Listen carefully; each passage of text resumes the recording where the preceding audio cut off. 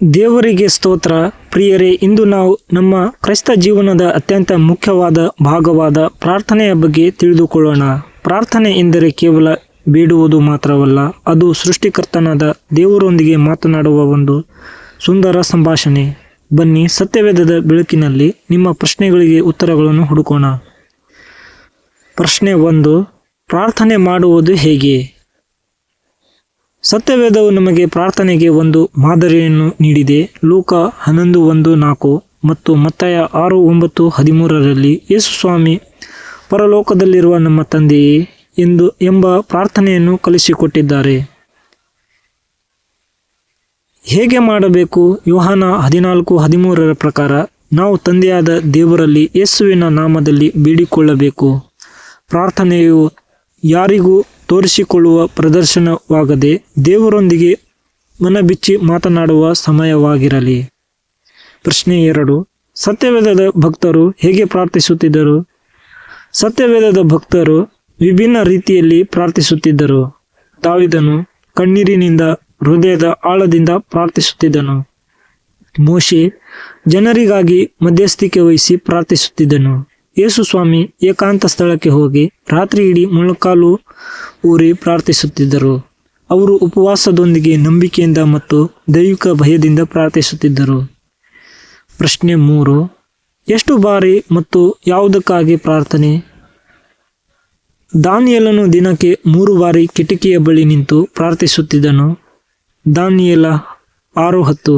ದಾವೀದನು ಸಾಯಂಕಾಲ, ಮುಂಜಾನೆ ಮತ್ತು ಮಧ್ಯಾಹ್ನ ಪ್ರಾರ್ಥಿಸುತ್ತಿದ್ದನು.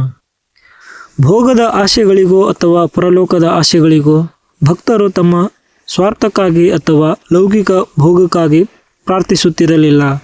ಯಾಕೋಬ 4:3 ಹೇಳುತ್ತದೆ, ನೀವು ಬೇಡಿಕೊಂಡರೂ ನಿಮ್ಮ ಭೋಗಗಳಿಗಾಗಿ ಉಪಯೋಗಿಸಬೇಕೆಂದು ದುರುದ್ದೇಶದಿಂದ ಬೇಡಿಕೊಳ್ಳುವುದರಿಂದ ನಿಮಗೆ ಸಿಗುವುದಿಲ್ಲ. ಭಕ್ತರು ದೇವರ ರಾಜ್ಯಕ್ಕಾಗಿ ಮತ್ತು ದೇವರ ಚಿತ್ತಕ್ಕಾಗಿ ಪ್ರಾರ್ಥಿಸುತ್ತಿದ್ದರು. ಪ್ರಶ್ನೆ 4, ಪ್ರಾರ್ಥನೆಯ ಪ್ರಯೋಜನಗಳೇನು? ಪ್ರಾರ್ಥನೆಯು ದೇವರೊಂದಿಗೆ ನಮ್ಮ ಸಂಬಂಧವನ್ನು ಗಟ್ಟಿಗೊಳಿಸುತ್ತದೆ. ಇದಕ್ಕೆ ಫಲಿತಾಂಶ, ಇದು ಮನಸ್ಸಿಗೆ ಶಾಂತಿ ನೀಡುತ್ತದೆ. ಫಿಲಿಪ್ಪಿ 4:6-7.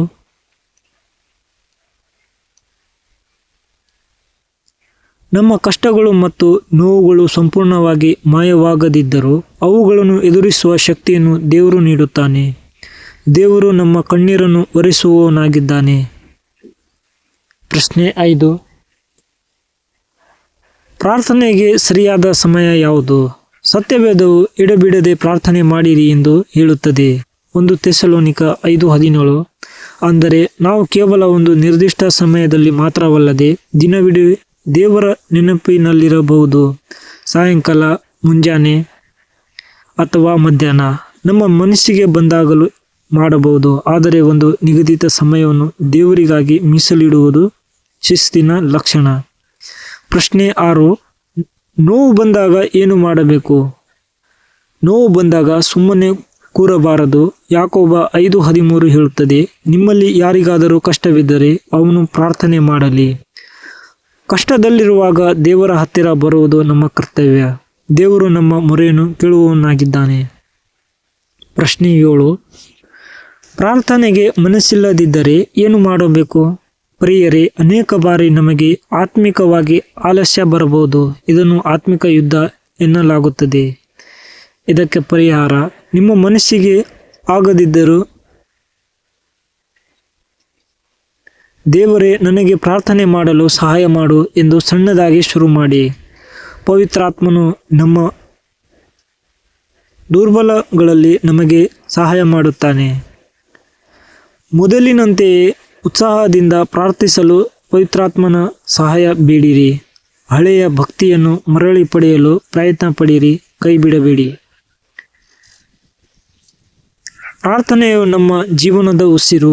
ನೀವು ಎಂತಹ ಪರಿಸ್ಥಿತಿಯಲ್ಲಿದ್ದರೂ ದೇವರಿಗೆ ಮೊರೆಯಿಡಿ. ದೇವರು ನಿಮ್ಮನ್ನು ಖಂಡಿತವಾಗಿಯೂ ಆಶೀರ್ವದಿಸುತ್ತಾರೆ. ಈ ವಿಡಿಯೋ ನಿಮಗೆ ಇಷ್ಟವಾದರೆ ಲೈಕ್ ಮಾಡಿ ಮತ್ತು ಇತರರೊಂದಿಗೆ ಹಂಚಿಕೊಳ್ಳಿ. ದೇವರು ನಿಮ್ಮನ್ನು ಆಶೀರ್ವದಿಸಲಿ. ಆಮೆನ್.